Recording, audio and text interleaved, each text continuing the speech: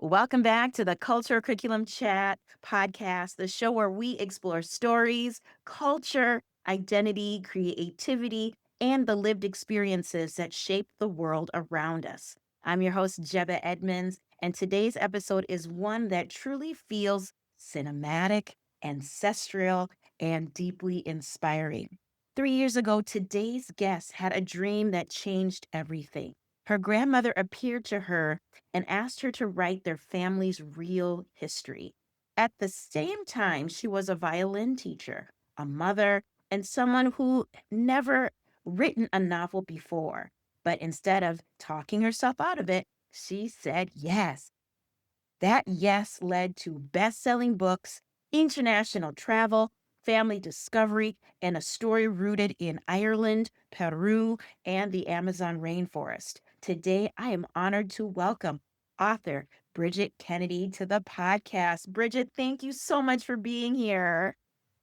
Thank you so much for inviting me. It is a true honor. Oh, thank you. Thank you. Let's just start from the beginning because when I first researched and heard your story, I immediately thought, wait, her grandmother came into her dream. And I'm a very spiritual person. So it's like when grandma calls, you answer, right? Can you take us back to that dream with your grandmother and what happened afterward? It was 2 a.m. I was dead asleep. And there she was. It wasn't a vision. It wasn't a haze, a dream. I mean, she was there live and present. And with all of her directness that she had like in her life that I remember her. And she's like, wake up, write the book, write our story. And at that moment, right, it didn't feel like a dream. It felt like a conversation. And when someone you love looks at you in that way, I wasn't going to be the one to tell Catalina Kennedy no, right? You can't say no to that. I love that. I love that. And so, what strikes me too about your journey, Bridget, is that you were not someone planning to become a novelist. I mean, you were a teacher, you were raising kids, living your life. So, what made you trust that calling that grandma gave to you that night? Well, it was a sort of lightning bolt experience, right? And when a calling comes to you, it doesn't ask for your permission. It doesn't check your credentials before asking. It is just there. It is there. And all those little things that we say in our head, oh, well, it's life. Life is so busy. When you're a mom, you got kids, you got a career and everything to do something that you weren't ever trained to do. I'm a violinist. I was a music major, not a writer. I write notes, not novel. And I had every reason to say no or put it off, maybe later, maybe later. But the thing that really struck me um, and really hit home was my daughter.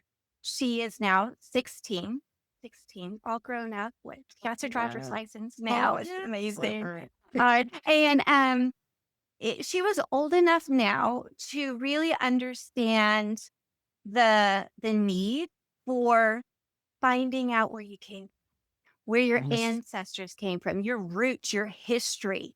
And and I wanted her to connect with my mom's side of the family and that history because it's an amazing story that I have and from that side. And I wanted her to know that whenever she has that adventurous spirit and she feels like she has to go on a quest, that's her ancestors calling her. And I wanted her to know that. So I wanted to get that story down. And, I only have like 2 more years with her before she's off to college. And I wanted to get that story down to write it and to present it to her. And my mom is still alive. So I wanted her to be able to read that history, feel their presence and ancestors, and still have that connection and that conversation with my mom before she does. Yeah, and that's important because you laid that foundation, that talking piece. So if she has any questions, your daughter can ask, her elder, your mother, right here in real time. That's just amazing. And you're right, as teenagers, we're thirsty for knowledge of what's beyond us, what came before us. And you just shared that eloquently about knowing that pull from your grandmother to have that story, to share the story, and that adventurous spirit. Because, yeah, when we are teenagers, we are adventurous. We want to know what's beyond, our home, our neighborhood.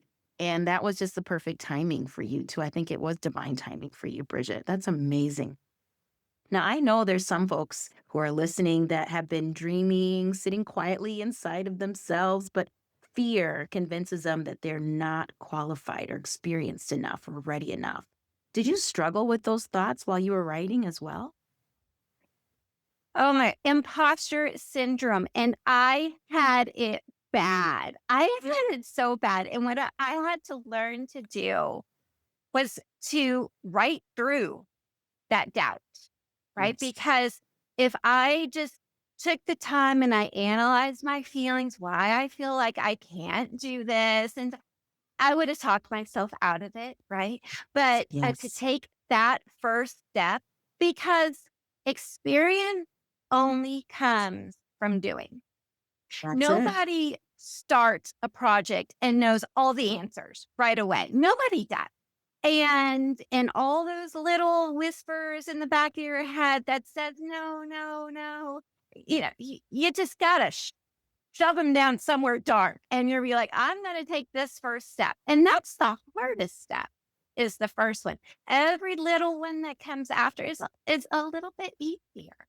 Oh, I love that. I love that. And just like you said, just right through those doubts, right through those feelings, because it's going to be there, but it'll quiet itself, like you said, because yeah, you don't have an experience without doing. That's amazing. Now, your story itself feels unbelievable, in the best way possible. Your great grandfather, Robert Patrick Kennedy, was an Irish treasure hunter who I know. disappeared in the Amazon rainforest. I mean, like, it's cinematic just saying it out loud. Can you share with us a little bit of who he was and why his story stayed with your family for generations? Oh my goodness. So my great grandfather, he left his homeland of Galway, Ireland, with his younger brother, John, and they ventured into the open oceans across the Atlantic, right down around South America to the Pacific to Peru. And they were in search of the lost city of Incan gold.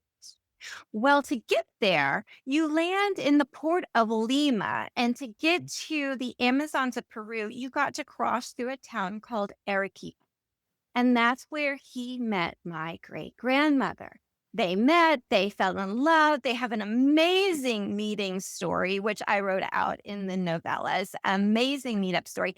And what ended up happening was, well, her family, the Rodriguez family, was very wealthy, Peruvian aristocrat. And they had box seats, front row seats to the arena of the day bullfighting. And so when they were crossing throughout Arequipa and they came across the hacienda, they invited them to stay. It's tradition, for to invite travelers. And they invited them to go watch the bullfighting matches. And my great grandfather got so excited. He started jumping up and down and he leaped right over the railing into the bullfighting arena. And the Goodness. crowds were shouting, gringo, gringo, which means white guy. And Yeah. they threw the cape and a sword, and he fought the bull. And he was doing actually pretty well, pretty well. And then he had this really close pass, very dramatic pass. And he he looked over at my grandmother, right? Young, beautiful in the stand, like, oh, did you see what I just did? Yeah, And yeah. right then the bull tilted its horns and impaled him in the side and the thigh, and then flung him up in the air, soaring through the air, right? And hit. And so, they couldn't go and continue their journey into the Amazons because he had open wounds. So my great grandmother stayed and became his nurse and healed him. And during that time, they fell in love on that time. And so his younger brother, John, kept going into the Amazons and meeting the local tribe members just to figure out like if their map is real, their information is real. So when his brother heals up, they can go on their expedition. And his brother John actually fell in love with a tribal lady, and he decided to then live his life in the Amazon, in the tribe. And they Wow. end up having 2 daughters that they raised in the heart of the rainforest. So, while he was living his life in the rainforest, my great-grandfather decided to do an expedition on his own. And Wow. that's when he never returned and came back from the Amazon. So it has left this huge question in our family. What happened to him? What did he see? Why couldn't he return back to us? And that's where my story is. It's about the children, and they want to kind of close that chapter in their life, put all the questions on it and move on, right, with their lives. So they're gonna try to find clues to what happened to their father. So when they pass into the magical borders of those Amazons, that's where my fantasy starts. And Uh, and and interesting enough, when my great-grandfather disappeared, it left a huge hole in everyone's heart. yeah. And that's where, the story stopped, right? And then the sadness begins. The family starts to crumble apart. There's loss, there's tragedy. But the story that I wrote was of hope and resilience and bringing the family back together. And a little spoiler alert, they do find their father, and that reconciliation and unity and bringing the family knitted back together actually brought a healing to every member of my family so far that has read the book, because it actually brought us that closure that we've Yes. never had since he went missing. Wow. Amazing. And let's talk about this because like you said, that's like a larger than life story, something out of like Hollywood, but that is so epic of a tale that you can share with your daughter and your children and for generations to come. And I like how you shared that that was the closure that they never had. So again, you were closing that circle, for your great grandmother, your grandmother to come to you to say, share that story and have our family heal. That's amazing. There's something beautiful how you weave your culture and your ancestry through your work, especially from Ireland to Peru to the Amazon. So, how did your research and traveling through those places deepen your understanding of yourself and your family history? Oh my goodness. Well, I went to Peru several times as a child. So our summer break is their winter. So we could go down and visit our Peruvian family in Lima and then go up and see like Cusco and Machu Picchu and really experience and live in that culture. And I never went back to Ireland until these past years. And I got to do it with my husband and my daughter. And just walking down the cobblestone streets that I knew my great grandfather walked down, going to visit the castle, going to see the sites that he was there. And, you know, he left. He left with his younger brother in the middle of the night. And you always think, oh, I'm going to return, right? Back home to my homeland. And he never did. Mm, And mm, mm. so by me, I was the first Kennedy, right? Generations down to return Turn back to the and homeland. step and walk on that soil, right? Breathe that cold Atlantic air that comes right off of the ocean into Galway. I was there. I felt the wind through my hair. I breathed in the Irish spirit, and it just brought everything home. I just loved Amazing. it. Oh, that's amazing. And I read that a best-selling Netflix author described your work as not fantasy, but reclamation. That line stayed with me because it feels bigger than your writing, my dear. What does reclamation mean to you? It means so much, and I never thought of it that way until I read that line from her, and Yeah.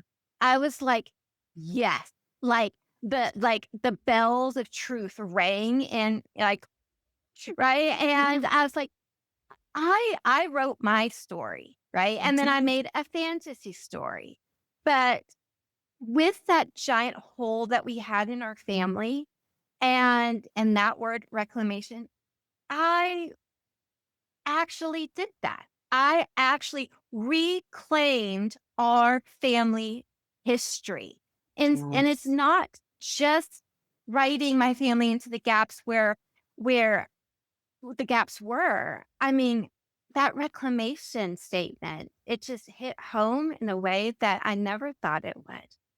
Oh, so good. It's so good. So let's talk about your series because this is just amazing. I love your protagonist, Callie, and give Oh, us your little cat, sorry, Catalina. Yeah, Catalina, yes. cat. Yes, Mhm. and how she's named after your grandmother. Let's talk about it. Share with us the world, lost in this lost city of ink and gold. Yes.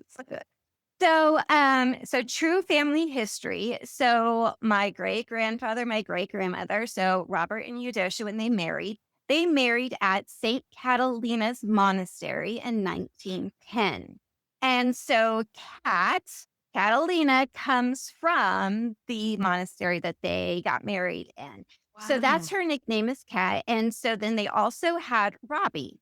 Actually, Robbie's her older brother, so he came first, technically. But Mhm. true family history, Robbie actually, when he grew up, he continued the treasure hunting part of the family, and he made a business about taking tourists into the Amazon to treasure hunt. And he actually found the famed gold Incan mask, the sun god gold Incan mask, which to this day sits in the Gold Museum in Lima, Peru. And so it's sitting there. So it's just proof that some treasures can be found. So in my book, I have Robbie and Kat as the older siblings. And when they came of age, around 9, 10 years old in Peru, the dad wanted them to connect with their Irish history. They're Irish and well, his Irish parents, right? The Irish clan. And also to learn the trade of the clan, the specialty, which is masters of blades, which is like a rite of passage that every Kennedy had to go through. So they packed them up and sent them on a ship to Ireland to go and Learn the master. learn and be with their family. But the younger brother, Patrick, at the time was only 4. So he was too young to go and travel and to learn the clan tradition. So he stayed behind. And so what ended up happening was that that was the time when my great grandfather decided, okay, I'm going to go on another expedition. And that's when he Yes. never came out.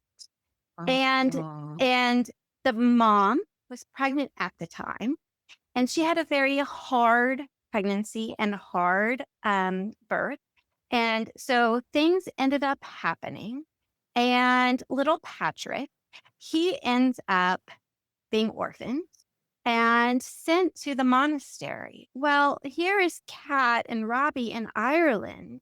And now the only real connection, their dad who knew how to send letters, the connection is gone. Everyone's gone. Nobody can tell Kat and Robbie what happened. So 15 years go by and they're like, there's no letter from home. What's happening? So when they finally returned home, they went to the hacienda. Now, it's very important to realize this. So my prologue in book in Lost, the prologue yes. is the last morning in Arequipa at the hacienda. And I wanted to showcase, I'm about to cry here, the love, the joy, the peace that was at their house. their parents, the comedic gestures of their dad, the love of their mom, the protective spirit, how happy they were, their family bond, their family unit. Because when they return later in the book, it's not the Yes. same. Yes. People are gone. The house is Yes. silent. They don't know what happened. And then there comes the mystery. And that mystery he is how my book evolves over the time of the length of the novel. But that mystery they have to unfold and figure out what happened. Where is Patrick? What happened to everybody? And that's the story that takes place in there. But it's so interesting because when you look at what I was really dealing with, so I mentioned that I do bring the dad back, that they do find him. Yes. So Yes.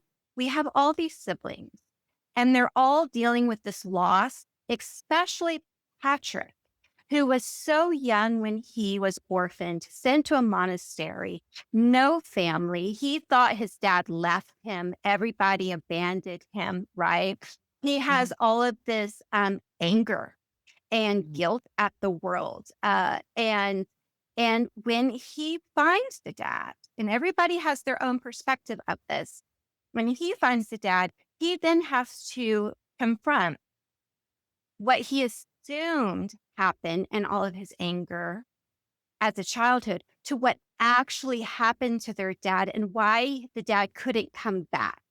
And that he wasn't abandoned. He was still very loved by his father, but just that the happenstance that the father could not come out and reclaim him and hug him, and love on him for Yes. those 15 years and help him grow up.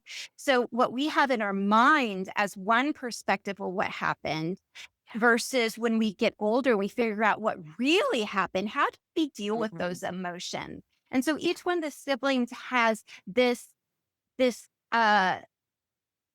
thing that they have to overcome on what really happened versus what they thought happened. And where does that meet in the Yes. middle?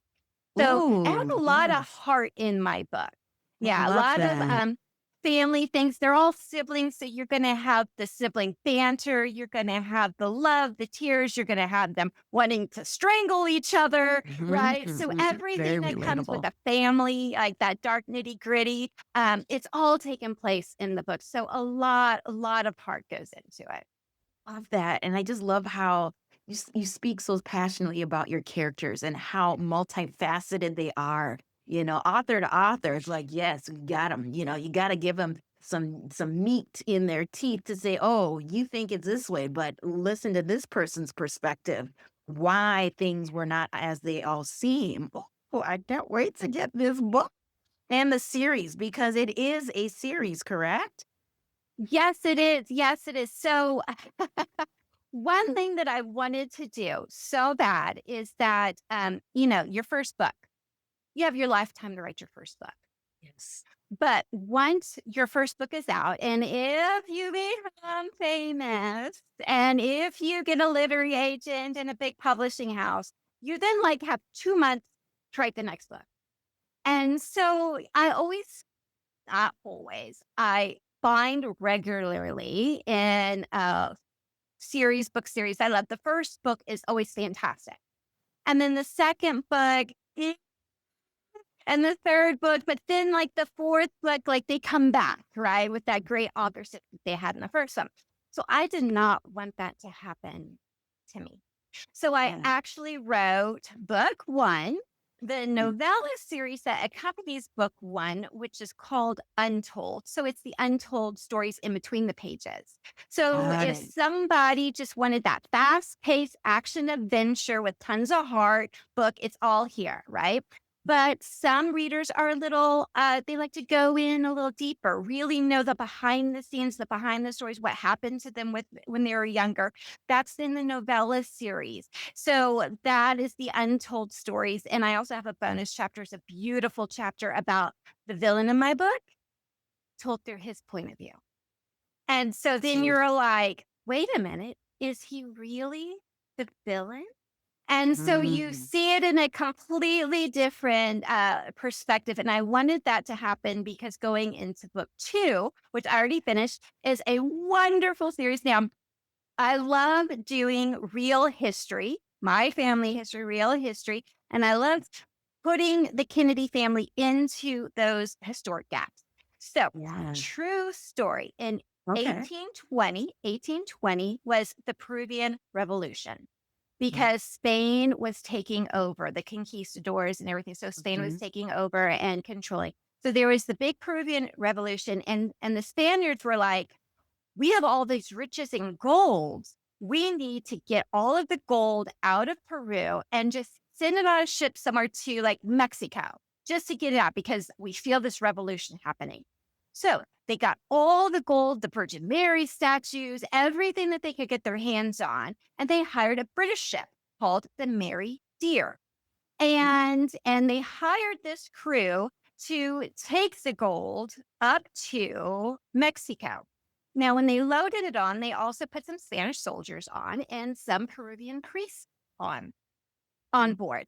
Well, once they got into the open waters, the crew's like, are we seriously just gonna sail it to Mexico? And so they did mutiny and they did end up killing all of the Spanish guards and priests. So in history, that Yeah. now treasure is now cursed, right? So they Wow. took it to an island that they knew of, Nuba Island, the Cocos Islands, which is actually where Jurassic Park, the big Nubis Island was is that's The that's the film? thing, Okay. right? So that's Oh, like your okay. visionary. Okay, that's the same Yes. island. Okay, Okay. so they went, they hid the gold, but mysteriously, like the entire crew died. Mm. And they started going a little mad. And Mm. so once the captain and the first mate came off the island, they barely survived. They got captured by the Spaniards and they got put on trial. And they're like, where's the gold? So they took them back to the island and said, you're going to show us where you hid this gold. We couldn't remember. And suddenly everybody starts dying and going crazy, right? So they barely make it off. And this is true. There has been several expeditions. The Rockefellers, everybody tried to Mhm. get this That gold. And gold. every single time tragedy strikes. The weirdest things, like they have the miners, the sonars, the experts, right? And then they end up just blowing themselves up. Like everybody ends up dying and nobody Oh. has found this gold yet.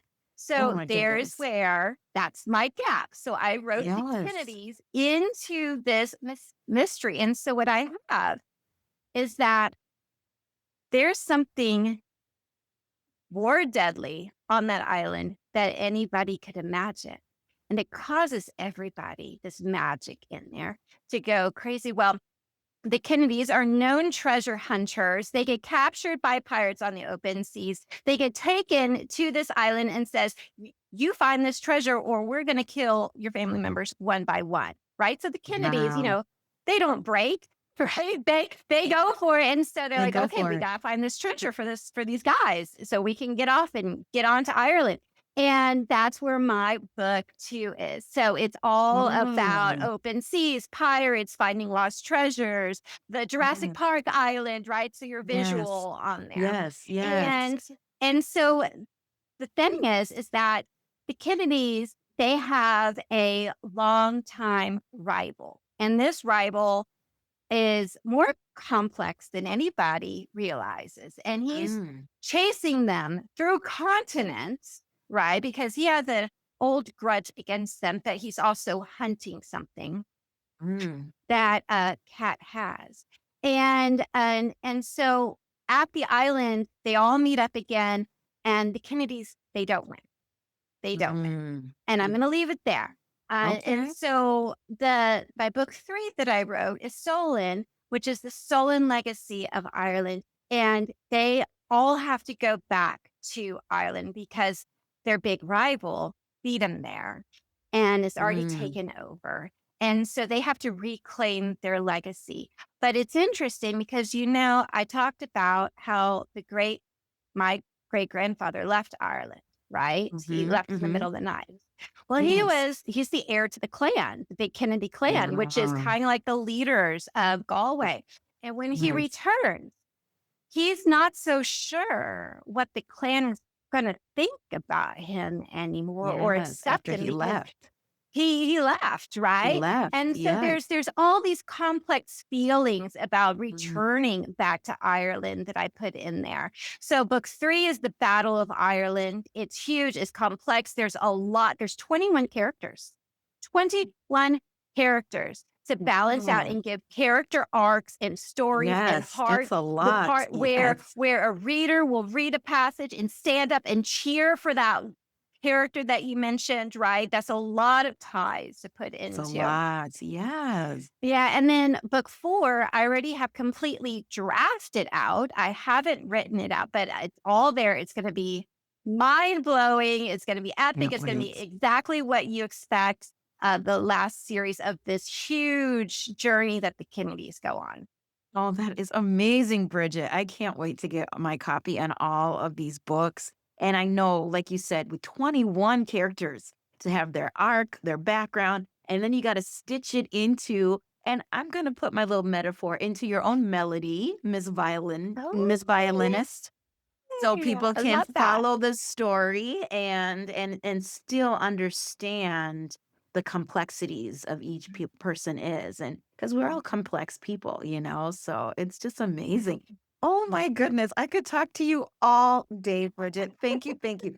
Before we close, where can our listeners connect with you, follow your work, get your books? Yes, tell us all the Yes, things. yes, yes. So, my main platform is my website, my author's website at Brigid Kennedy Books. So everywhere that you can have a social is at Brigid Kennedy Books.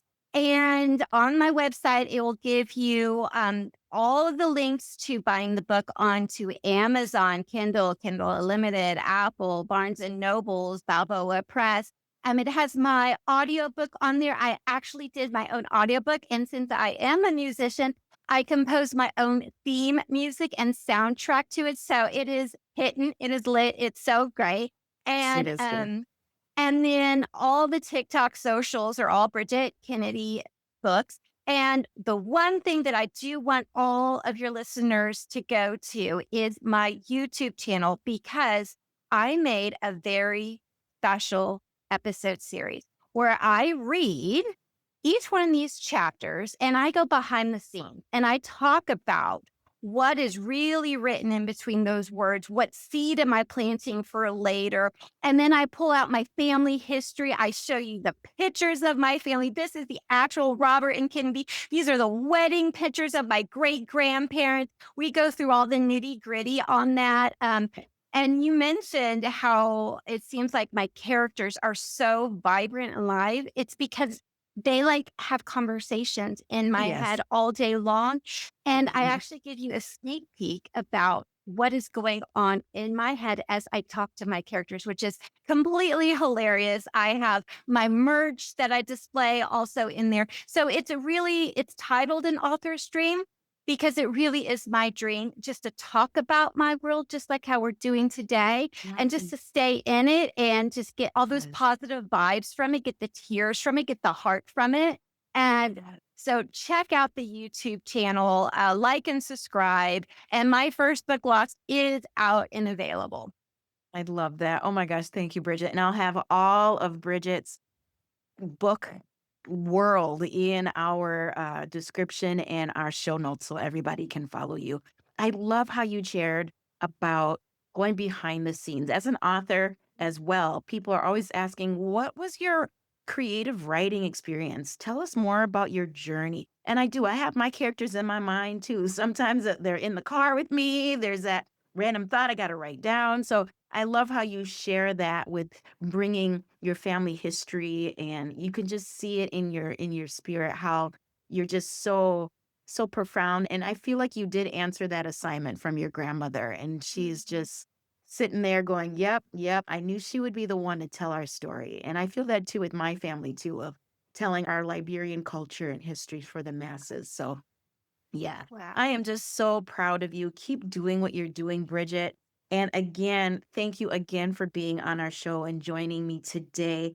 And thank you for sharing your story. I'm just sitting here like, I can't wait to get your book, Lost, The Lost City of Incan Gold, learn more about your grandpa. And I just love how you reclaimed your family history and that saga to have that closure. Because I feel that a lot of people in your family finally got that breath that they so desperately needed, and you were the vessel to help them bring that. So just so amazing. Oh my gosh, Bridget, thank you. We will connect in more ways than one, I know. And thank you all for listening to the Culture Curriculum Chat podcast. And if today's conversation inspired you, encouraged you, or reminded you to say yes to your own dream, be sure to just subscribe, leave a review, and share this episode with someone who needs it. You can also support this podcast by checking out my educational resources, courses, and purchase my book, The Orange Blossom, on JebehEdmunds.com. I'll see you here, same time next week. Bye bye.